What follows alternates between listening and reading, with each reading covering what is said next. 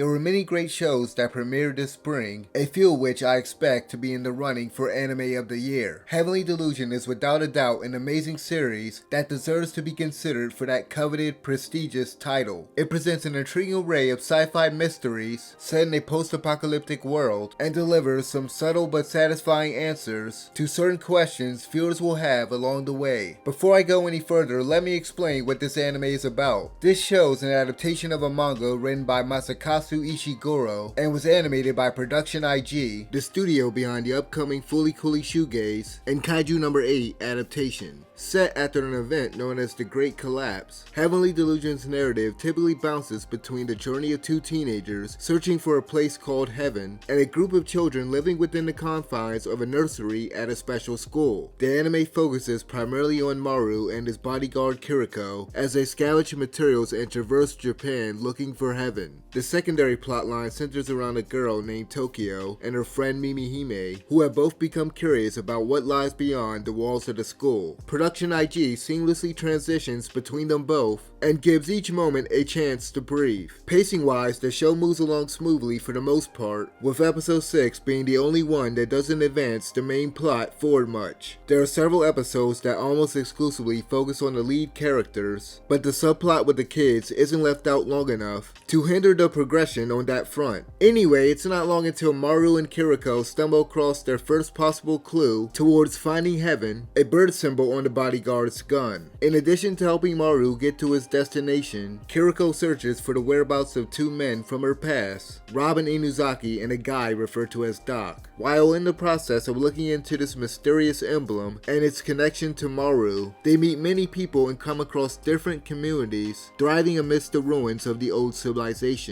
The pair also encounters dangerous creatures that absorb humans, referred to as man-eaters or Hiriko, that they work together to defeat. This show has some great monster designs, and I like that each one had a unique way of attacking that required them to figure out how to fight it. The scenes where they dealt with these man-eaters are freaking tense and were a good way to showcase how quick-witted and intelligent Kiriko is. Production IG has done an outstanding job with these Hiriko sequences. I really love how they handled the first encounter with one of these creatures. The director of the second episode, Kai Shibata, gives a couple moments a cinematic feel by adding black bars to the top and bottom of the screen. There is one part of the sequence that is executed like a scene out of a horror film that really stood out to me. During this particular moment, Shibata cuts the music as the man-eater escapes from their sight, and the tension builds briefly as they begin to look for it. As it slowly approaches from behind Kiriko, you can hear the noises coming from it and see the light from its face flicker as it moves closer to her. This was a very well directed scene that plays into how terrifying these monsters can be and showcases how deadly they can be too. In addition to the scenes where Maru and Kiriko face off against man-eaters, there are also a few times where they fight other people. Maru really shines in these moments, showing off how much of a capable fighter he is. The first of these action scenes, in which he takes on a group of bandits that attack them, was excellent. It's a very dynamic and engaging sequence that featured some solid choreography and great camera work. Unfortunately, the other scenes aren't as good as that initial bandit fight. They were far less intricate and much more static in how they were presented. That said, as a whole, the studio really nailed the presentation of this anime. This is a high quality production with well crafted environments and animation that is usually pretty fluid. Episode 10 is the weakest in regards to this aspect, as there are certain moments where the animation is very limited. There were a few scenes that were just a handful of static images, strung together periodically. A couple of these instances were flashbacks showing a box aspect ratio, which I think was an odd way to handle them. They stand out stylistically from the rest of the series for better or worse. It kinda works with how they transitioned into the first flashback, but ultimately I think the lack of regular animation was more detrimental to the overall quality of the episode. I'm not sure what episode director Kai Ikarashi was going for with how these moments were approached. Anyway, what impressed me the most about Heavenly Delusion wasn't its high caliber production, but Ishiguro's consistently superb writing throughout the series. As the story unfolds, there are many mysteries that the author establishes regarding the characters and the world. Ishiguro keeps the narrative engaging early early on by frequently adding in bizarre new things that captivates the viewer and raises more questions. As the primary and secondary plot lines progress, he provides enough hints and information to allow the audience to slowly piece together some of the show's secrets. Moreover, the author subtly foreshadows and references future events through the dialogue of various characters in a clever way. Ishiguro not only does an admirable job with the mystery aspect of the story, but also successfully integrates unexpected moments of horror that mesh well with the tone of the series. Just like that man-eater sequence I mentioned earlier, there were several other scenes that were either unsettling or suspenseful. A couple of these sequences are moderately bloody and will likely catch you off guard. There was also a great scene with Mimi Hime that was very creepy too. This anime can get fairly dark at times, and there are a handful of fantastic emotional scenes, especially in episode 8. However, there are plenty of lighthearted moments throughout the series as well. Ishiguro has written some great comedic scenes for Maru and Kiriko. The author is pretty versatile with the kind of humor he manages to pull off with these characters. I wasn't expecting the show to make me laugh as much as it did. Episode 6 features some of the funniest scenes in the show, which the studio handled very well. There's one particular moment that was hilarious, given the situation Maru was in and his dialogue. Comedy aside, the interactions between him and Kiriko were really entertaining. Everything about their friendship comes off as genuine, from the way they laugh and freak out together, down to how she teases him about some of the stuff he does. You can tell from their dialogue at the beginning of the show that they don't know each other well, but have been traveling together long enough for Maru to endearingly refer to her as sis. Anjali Kunapanini and Jonathan Leon did a good job voicing these characters. In general, I'm impressed by the quality of the performances and the script in the English dub. I was a little worried about it given what I've seen some people say about the one for Summertime Rendering, another anime that is only available on Hulu or Disney Plus depending on your region. Overall, Heavenly Delusion is a very fascinating mystery adventure series with exceptional writing, even pacing, and excellent animation. I highly recommend checking this out if you're a fan of science fiction or mystery anime. Anyway, if you've seen this series, let me know what you think about it in the comment section below, and as always, thanks for watching.